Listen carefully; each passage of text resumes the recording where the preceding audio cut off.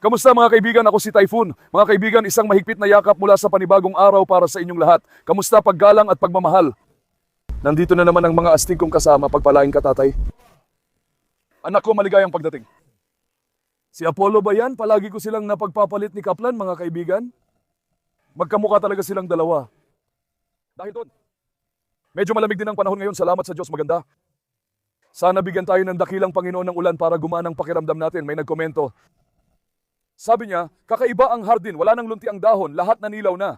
Mga kaibigan, habang binabaha ang Turkey dito sa Çanakkale ay hindi pa rin umulan. Matagal nang hindi umuulan kaya natuyo na ang lahat. Sa Konya, bumubuka ang lupa at parang may malalaking butas. Sa Bakuran, bumuka na ang lupa dahil sa tagtuyot. Sana'y magpadala ng ulan ang pong may kapal para gumaan ang pakiramdam natin. Ang paksa natin ngayon ay si Hades Baba. Bago tayo dumako kay Hades, gaya ng sinabi ko sa huling video, ipapakita ko sa video na ito ang mga komento ng mga pinakamaraming nagkomento. 3 tao. Nasa screen na ngayon, kung gusto nyong lumabas ang komento nyo, mag-iwan lang ng maraming komento sa ibaba. Magkomento kayo mga kaibigan. Ipakikita ko sa video ang komento ng mga pinakamaraming nagkomento. Ngayon, ilalabas ko si Hades Papa. Nung nakaraan, anak, anong ginagawa mo? Saan ka kumakagat? Nabigla ako. Sabi ko nga dati, ilalagay ko na sa sentro si Hades Papa mula ngayon. Si Carlos at Ayu huling nag-away. Kita niyo kumpiyansa nila mga kaibigan. Matagal ko nang di inilalagay sa sentro si Hades Papa. Ilalabas ko na siya ngayon. Malaya na lahat ng anak niya. Noon balak ko ring palayain si Ayu. Pero sa video na ito hindi ko palalayain si Ayu. Hindi natin alam baka pumasok sila. Kung gusto ninyo mag-comment kayo. Sa susunod na video palalayain ko si Ayu. Ganun ko ilalabas si Hades. Ngayong araw isasama ko si Hades kay Carlos at sa mga anak. Susukatin natin ang mga reaksyon nila. Huwag nyo rin sana akong biguin. Para masuportahan ako, paki-like at subscribe sa video na ito. At kung mag-iiwan pa kayo ng komento, sobrang matutuwa ako. Mga kaibigan, ngayon ay aayusan ko sana itong si Manaz. Tag-init ng mga kaibigan, Kaplan, ang kulit mo. Ano yung ginagawa mo, Diyos ko? Kinakain niya ang mikropono, oh. Grabe ka talaga, kaibigan. Sinasabi ko, Kaplan, ang kulit mo. Bumili ng mikropono si tatay, oh. Yung mikropono agad salamin. Grabe, muntik mabasag ni Apollo ang mikropono sa bibig niya. Ayusin ko si Tosunu. May maganda akong suklay para sa pag-aalaga. Alam ito ng mga nakakaalam. Tuwing tag-init, nagpapalit ng balahibo ang mga aso. Ibig sabihin, nalalagas ang balahibo nila. Inalis nila ang makakapal na balahibo para sa taglamig at numinipis ito. Kaya naman sobrang nalalagas ang balahibo nila sa panahong ito. Kailangan natin silang suklayin ng maayos para bumalik sa ayos ang balahibo nila. Tingnan mo, nagulo na ang balahibo niya. Pero si Tosun Baba, kamusta naman siya mga kaibigan? Tingnan nyo ang batang ito. Kahapon, ipinost ko sa Instagram ang litrato niya nung tuta pa siya. May tampuhan kami nito soon. Nagkasakit ang mga tao pero natuwa pa rin. Ang mga anak niya, lalo na ang mga tuta, ay napakaganda, masya Allah. Mabait ding anak si Tosun. Maganda si Maras at lahat sila pero si Tosun ang pinaka... Paano nagawa ni Maras yon? Hindi sila mukhang gabi, walang kinalaman. Tingnan mo, ngayon, ayos ang balahibo niya, di ba? Maras, aslan ko, natatakot ka pala sa akin, sa totoo lang. Sana ipaglabas niya, sana nga. Hindi niya sila atakihin. Si Maras din ay matipuno. Dahil sina Apol at ang iba pa ay mga lalaki. Hindi ko alam kung nagrereklamo rin sila kay Adese. Sana hindi nila gawin. Sana hindi na natin problema si Adese, mga kaibigan. O ang linis na ni Maras, kita mo? Anak ko talaga si Aslan, kunin mo Maras ko sa ibaba, sa kabila. Yung tao na yan, bumagsak na tinapay niya. Halika Kaplan, halika anak kong babae. Pasaway kong anak na babae. Palaging kinakagat ng batang ito si tatay, ha? Lilipas din yan. Nandyan na siya, Tyson, nasaan ka? Tingnan mo si Tyson, nakaupo na naman siya sa araw, ang galing talaga ng idol ko. Wala pa dito sa baba ang mga kaibigan natin, pare. Hindi ko pa naisara, dapat isasara ko na. Sabi ko, hindi pa mainit kaya di ko gagalawin. Ngayon, ilalabas ko na. Walang gulo, Tyson. Adeste, Tyson. Nagkakaintindihan na rin naman sila. Matagal-tagal na rin silang hindi nagkikita. Sana hindi magpadala si Anla sa emotion at hindi sila mag-away. Ilipat mo na ang camera dito. Marami ring balahibo ang nalalagas kay Tyson. Kita mo. Taginit na mga kaibigan. Sobrang dami ng nalalagas na balahibo. Kailangan ko talagang dalhin ang mga batang to sa dagat. Bakit mo ipinapasok ang paa mo sa bibig ko, anak? Tyson, nahihilo ako sa amoy ng paa mo, anak. Ang baho ng paa mo parang patay na hayop. Diyos ko, dahan-dahan.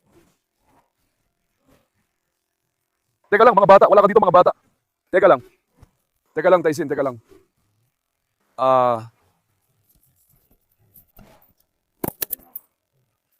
Anong meron, anak? Ah, saan nanggagaling ang enerhiya na yan?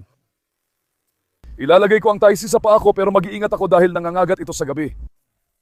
Tyson, halika rito. Pinaprotektahan ng anak kong babae ang gutom. Oh. Halika, puntahan natin ang tatay mo. Halika, gabi. Halika, tingnan natin ngayon kung ano ang ginagawa niya. Sobrang sakit ng ginawa ni Tyson sa akin.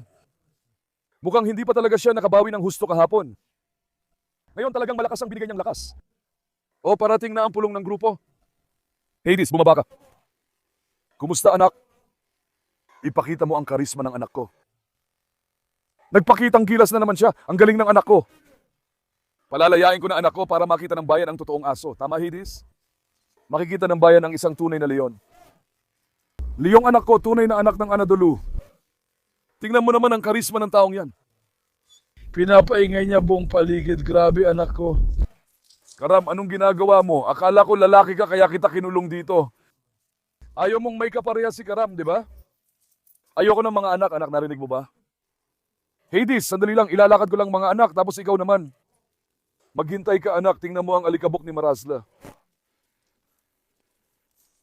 Anak, sabi ko huwag kayong mag-away, di ba? Hindi ko ba sinabi na mag-aayos kayo? Ha? Ayos na naman silang magkasundo, ha? Hindi sila nag-aaway ngayon kaya natutuwa ako mga kaibigan. Tingnan nyo, wala na namang tubig ngayon. Walang tubig buong umaga. Salamat sa Diyos at may naipon ako dati. Kaunti na lang, sana bumalik na ang tubig. Si Jackie, uhaw na, kita mo? Tingnan mo! Teka lang, tingnan natin kung may natira pang tubig dyan. Nilagay ko doon, bibigyan ko pa sila ng tubig.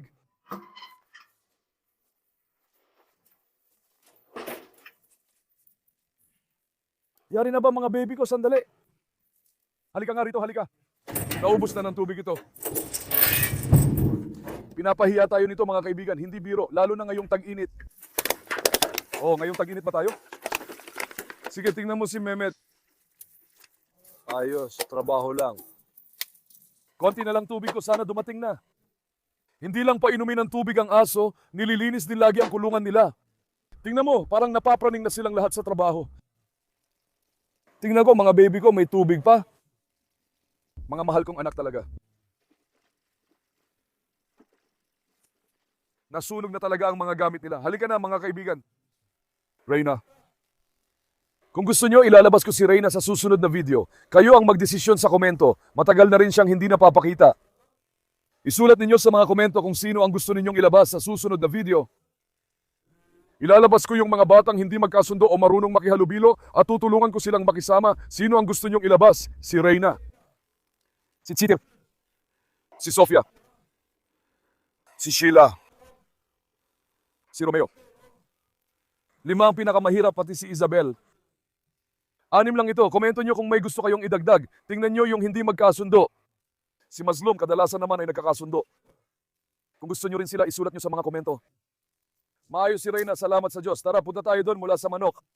Nilagyan ko ng gamot yun mga kaibigan.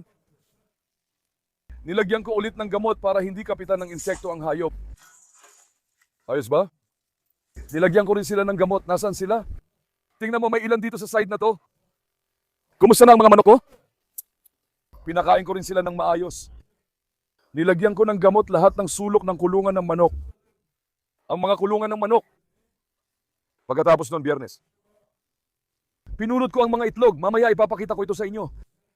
Hindi ko na-sprayan ng gamot ang loob ng kulungan. Hindi ko muna pinalaya ang kalapati. Hihintayin ang tamang oras bago isprayan ng gamot. Nilagyan ko rin ng gamot ang buong paligid nito, mga kaibigan. Para maging malinis. Nilagyan ko ng gamot ang mga kulungan at pugad para walang insekto. Yung lugar ng kuneho. Nilagyan ko rin ng gamot ng maayos ang mga lugar na ito. Sana tulungan tayo ng Diyos na mawala ang kuto at pulgas. Malakas din ang ulan, mga kaibigan. Tingnan nyo, ipapakita ko rin sa inyo ang mga itlog. 2 araw na ang itlog natin, mga kaibigan. Namatay na lahat ng inahing manok natin, kaya kaunti na lang ang itlog natin ngayon. 2 araw na ang itlog natin. Tingnan nyo itong itlog na to. Itong may kulay na nakikita nyo, itlog yan ng mga broiler na manok. Itlog ito ng mga broiler, mga kaibigan, para alam nyo lang. Tapos, yung matulis at malaki, itlog pala ng bibe yon. Ito ay galing sa ating mga Amerikanong bibe. Nagkakapareha ang mga pekin na bibe, pero parehong babae pala ang mga Amerikanong bibe. Sila yung mga puti at mahahaba ang itlog. Sabi niya, ito raw ay itlog na may laman. Kita mo yung kulay na yan, yung kulay na nakikita mo. Itong kulay na ito? Binasag ko itlog ng pato sa bahay tapos dalawa pala yung pula mga kaibigan. Ang ganda ng mga itlog ng pato namin, 2 araw pa lang ito. Medyo nabawasan na ngayon, sana madagdagan ko ulit ang mga manok soon. Gusto ko pa ng mas maraming itlog. Pagkatapos nito, magsisimula na akong magbenta ng itlog. Tara, ilabas na natin si Hades Baba mga kaibigan. Sige, sana maging mapalad ang ating sweater mga kaibigan, inshallah. Hindi sila mag-aaway. Itinali ko ito sa kamay gamit ang sinturon. Mamadaling ko ito, abala si Hades Papa. Alam ng lahat na si Hades ay isang makina. Kaya kahit gabi pumupunta siya sa tabi ng tatay niya. Hades, sandali lang. Teka anak, oops, Hades. Sandali lang, sige ayos na.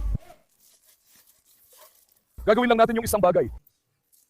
Maluwag pala ang kwelyo na ito. Kaya lilipat ako sa choke collar. Hindi, baba. Baba lang, kalma dyan, oy. Huwag kayong lalapit, sige. Yung choke chain, masyadong hihigpitan yan siya. Hindi siya makakatahol. Hoy, baba. Bakit ka nagkakamot, ha? Teka nga. Oh, masyadong masikip yan para sa kanya. Sandali lang. Higpitan ko pa ng kaunti yung isa niyang kwelyo. Mainit din yung choke collar. Hindi ginagamit yan, mga kaibigan. Nakakasama yan. Kaya ganon. Hades, kakaalis ka lang. Hingal ako, anak. Sige, tingnan mo, hindi naman siya sumugod sa toro o tigre. Salamat sa Diyos. Teka, sandali. Ang tapang ng anak ko, mukhang gusto mo si Hades. Ha? Gustong-gusto ni Kaplan, di siya umaalis. Tingnan mo ang nangyari sa hayop. Kaplan, labas ka nga. Getse, na-miss mo ba ang tatay mo? Panoorin kung paano nagpapakipot si Getse kay Hades. Kalma lang, mga bata. Paparating na rin si Apollo. Nagsisimula na rin magpatawad si Faisal. Halika, Faisal. Ang galing ng aking leon. Halika, kunin mo ng malapitan si Hades. Ang taba na niya, tignan niyo mga kaibigan. Grabe ang laki ng tinaba niya, sa totoo lang. Kailangan ko siyang ipadayet dahil lagi siyang nakakulong at hindi makapag-ehersisyo. Kaya sobrang taba niya, sobra talaga. Ang galing mag-alaga ng tatay mo, wala kang kulang. Ingat anak. Sandali lang, alisin niyo ang paa niyo sa ilalim ng paa ko. Sige, lumapit na kayo mga kaibigan. Pupunta tayo ngayon kay Carlos. Tigil. Taisi, halika rito kay Taisi. Wala Taisi, tingnan mo, wala siyang sinabi, tingnan mo. Kaplan anak, bakit ka naging masyadong limitado? Matagal ko nang hinihintay si Hades. Tingnan mo. Sige anak, oh heto na, Hades tatay. Tumigil ka dyan. Ubo. Tigil. Halika. Medyo nahihiya ako, tingnan natin. Alam mo ba kung bakit ako nahihiya? Tanggalin ko muna itong salamin, tol. Sobrang pinagpapawisan na ako eh. Mainit ang panahon, mga kaibigan. Mainit ngayon. Kung 120 kilo katulad ko, siguradong pawis ka. Hades. Kapag inatake mo ang ibang aso, pwede kang bumaling sa mga kasama mo. Dumaan din siya sa mga aso na kasama ko. Pwede rin siyang bumaling sa akin. Teka nga, magiging agresibo rin ba sila kay Taisi?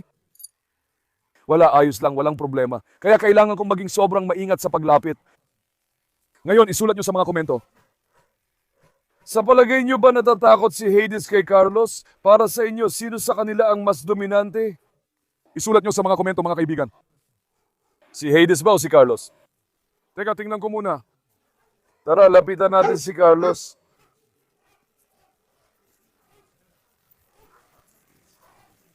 Hoy, hoy, teka, Taisi, teka, anak, teka. Hoy, ayos na. Anong nangyari? Anong nangyari pa, ha? Si Carlos Kaplan o Apollo ba ang inatake? Di ko nakita. Nang atakihin siya ni Taisi, sumugod kay Carlos ang mga kasama. May nangyaring hindi ko inaasahan. Di ko akalaing pupunta siya kay Carlos at kukunin ng mga bata. Ano ang sabi ko kahapon? Hindi urong si Carlos, tandaan nyo, matandang lobo siya. Tingnan nyo, sobrang galit siya ngayon. Kakakuha ko lang kay Hades, di ba? Nagiiwan siya ng amoy at gustong gulatin ang mga kaibigan matapos siyang palayain. Kailangan niyang makibagay sa paligid. Kailangan niyang magmarka ng teritoryo. Pagkatapos magre-react siya. Ngayon, sobrang kinakabahan ako. Bumabalik ulit sa akin ang problema. Halika nga rito. Maros, umalis ka dyan sa daanan, anak. Si Hades ay nalak. Tingnan mo. Maros, wag! Mag-ingat kayo, ipagkatiwala kayo sa Diyos. Halika dito, Hades. Ilalapit ko pa si Hades.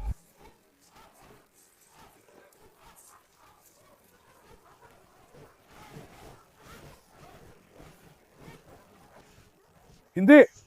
Tigil, anak, tigil. Tigil, hoy. Tuloy, hoy. Lumabas ka, lumabas ka. Bumaba ka. Hindi, Taisi. Magpakatalino kayo. Kuya, lahat sila ay nagsimulang sumugod kay Hades. Tingnan mo, lahat sila ay binabanatan si Hades. Binabalan at inaatake ni Taisi si Hades. Hindi ko siya mailapit. Dumating na si Faisal. Tingnan mo si Faisal. Halika, pumunta ka rin sa tabi ni Faisal. Halika. Halika. Halika, Hades. Lagi kong tinatangkang ilayo si Hades sa likod. Dahil tulad ng sinabi ko, habang sinusubukan kong atakihin si Carlos, maaari niyang atakihin ng ibang mga aso. Kaya kailangan kong maging maingat. Halika, Hades, pumunta ka sa tabi ni Faisal. Taisi, tumigil ka. Taisi, nagsimula ka ng mag-alala. Si Taisi ay naglalaro sa panig ni Carlos at Hades. Halika nga rito, lumapit ka kay Faisal. Meron. Oo, sandali lang. Tingnan mo, nalis si Faisal. Tingnan mo. Sandali, ipakilala natin si Faisal. Halika. May video na kami noon kay Faisal. Nagkakasundo sila pero bigla siyang umatake. Kaya medyo nagdadalawang isip ako, mga kaibigan. Tingnan mo si Faisal, interesado siya. Meron. Hades, gaya ng sinabi ko kuya, kakalabas lang. Kapag pinalaya ko siya, magiging maayos siya. Gusto niyang mag-iwan ng amoy dahil may ibang lalaking aso. Gusto niyang ipakita ang sarili niyang lakas. Gagawin niya ang gusto niyang gawin pagkatapos nun.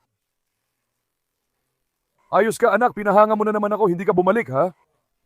Karaniwan talagang bumabalik siya. Hindi niya gusto ibang aso, siguro kaya ganun. Sige Carlos. Carlos, grabe talaga. Si Carlos talaga. Matatanda na ang mga kaibigan, pero bata pa si Carlos. Tingnan mo si Faisal. Hades, mahal ka ba ni Faisal? Faisal, ano bang gusto mo, anak? Dahil curious ka, nagpunta ka ba kay Hades? Aslan ka talaga. Kung bata pa si Carlos, doon ko kayo makikita. Parang makina siya. Grabe, tingnan mo si Hades. Nako, si Faisal pa ang sumipa, ha? Sige anak, ang galing mo talaga. Matalino talaga ang anak ko. Huling lapit ko na ito, alis na tayo. Hindi, bato. Bato. Hintayin mo.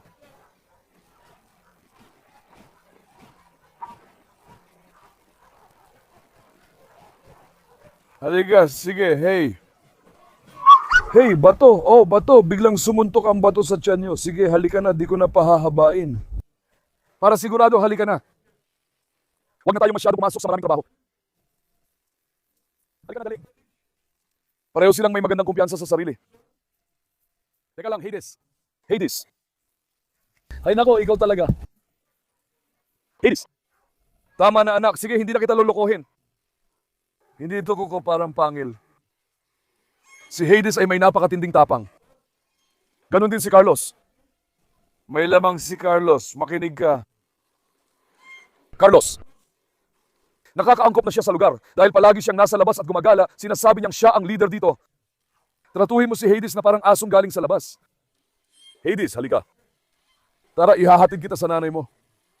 Hades, kumusta ang mga sanggol mo? Talaga. Hades, mga kuting pa lang sila. Mga kuting pa lang sila, mga apo natin. Nagalit daw si Marla kagabi. Paano mo nalaman? Halika. Tumay siya. Tumay siya. Anong ginagawa mo, anak prinsesa? Tara, bisitahin natin si Maslom.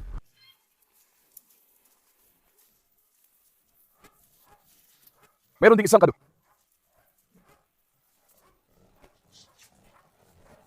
Maslom, sana huwag mo rin tingnan. Havok, havok.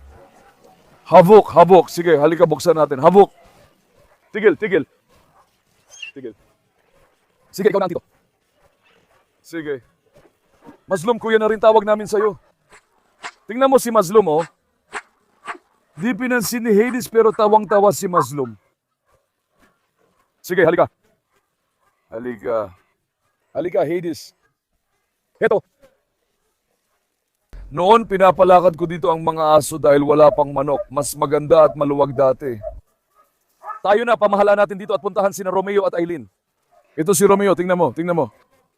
Tingnan mo kung paano umatake si Romeo.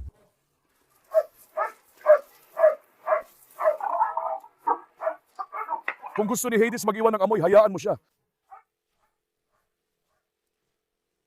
Salin M. Hindi niya pinansin si Romeo, direkta siyang bumabanat sa oso.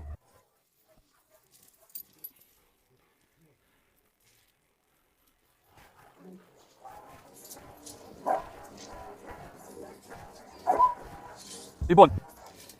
Regalo si Hades. Regalo si Hades. Mababasag ni Muhara ang pinto. Regalo si Hades. Regalo si Hades. Anong sinasabi mo? Sige, kunin mo. Kalma. Halika.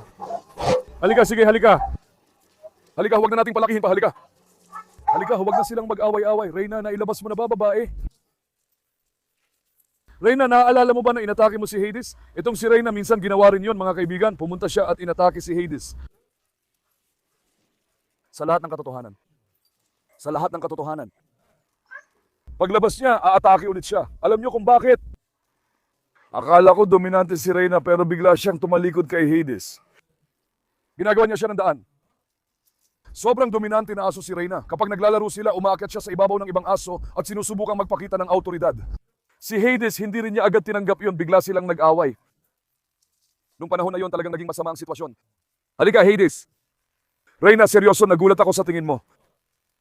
Lalo na, tingnan mo, tatlo silang sabay-sabay na naglalakad. Sina Maras, Tosun, Apollo, tatlong lalaki. Hindi sila nagkakahiwalay. Si Hades, hindi rin siya sumasama sa kanila. Yung sarili niyang kalaro, hindi rin nagsabi ng kahit ano. Masya Allah, sobrang magkasundo sila. Yun ang gusto ko. Sana magkaintindihan ang mga lalaking aso para mapakawalan at mapanood ko sila ng malaya. Ayokong nakatayo lang doon na may pag-aalinlangan at pag-aalala na parang natatakot ako kung mag-aaway ba sila o magkakagatan. Ang galing nila, Hades. Halika, isasara ko na si Hades. Kasi mainit ang panahon. Napagod at nauhaw siya. Halika anak, inumin mo tubig mo. Matapang ka anak, lilinisin ni Papa mamaya. Pumasok ka na. Magaling ang anak ko. Ngayon, hindi ko masyado napahaba. Kasi dahil nandyan pa yung iba, pwedeng biglang bumalik at mag-init ang mga kaibigan sa iba. Kaya kailangan nating maging maingat. Pero ang hadis ay kamangha-mangha. Si Carlos lalo na, siya ang paano ko ba sasabihin, ang pinakamadiskarte ay si Tyson. Minsan kay Carlos siya sumisimple, minsan sinusubukan niyang makuha ang atensyon ni Hadise. Ang talino mo talaga. Pero doon talagang kay Carlos siya tumutok. Kinuha ni Carlos ang tigre ko. Hindi ko maalala kung sino pa ang kinuha niya. Si Tyson biglang sumugod kay Carlos. Sakit ko rin yan, pinoprotektahan niya ang mga kaibigan. Tama, Gabi? Gabi, makikita mo rin ang tatay mo. Paano ka naging masaya? Magaling, pareho tayo. Sabi mo, sino pa sa mga anak ang ilalabas? Isulat niyo sa mga komento, mga kaibigan. Grabe, pinagpapawisan ako. Kailangan kong hugasan ang mukha ko gamit ang kamay na to. Paano natin gagawin yon? Tingnan mo, parang binuburas sa isip mo ang mukha ko. Sobrang pinagpawisan ako, mga kaibigan. Sobrang init. Alis na, mga bata. Tara na, lumapit kayo. Halika. Ngayon din sana lalabhan ko ang mga aso. Bumili ako ng shampoo para sa kanila pero wala namang tubig. Hindi natapos ang trabaho, wala tayong magagawa. Hanggang dito muna ang video natin ngayon. Maghahanda na ako ng pagkain ng mga anak-anakan ko. Sige, mahal na mahal ko kayo. Huwag ninyong kalimutang i-like ang video at mag-subscribe. Ingatan ninyo ang inyong sarili. Paalam, maging ligtas kayo mga kaibigan.